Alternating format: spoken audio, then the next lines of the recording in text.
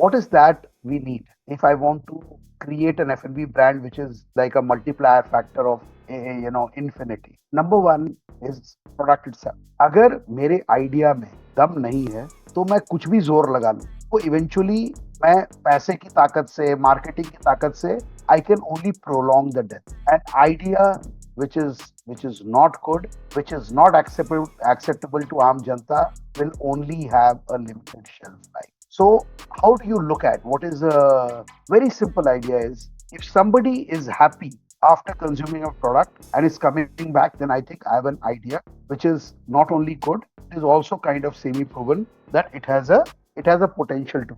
If you don't have a product, see sometimes what happens, lots of these young entrepreneurs, they are in a tearing. They don't realize that unless your product has gone through the test of loyalty, of the acceptance, doing anything is like playing blind.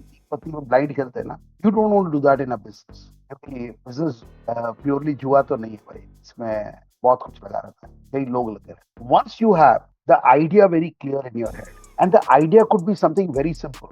Ideas could be, I want to open a neighborhood hangout where people can come and hang out.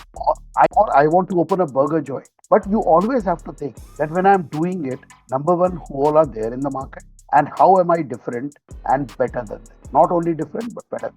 If I also have to do burgers that everybody else is doing, you can never compete with the established brand like a McDonald or a Burger King. And you will not even have a deep pocket like them. अगर आपने बहुत अच्छा किया, they will use their dollar dumping to make sure you are finished. So you have to make sure you create your own USP. You can very well, and USP could be something very simple. It could be that McDonald is, largely frozen.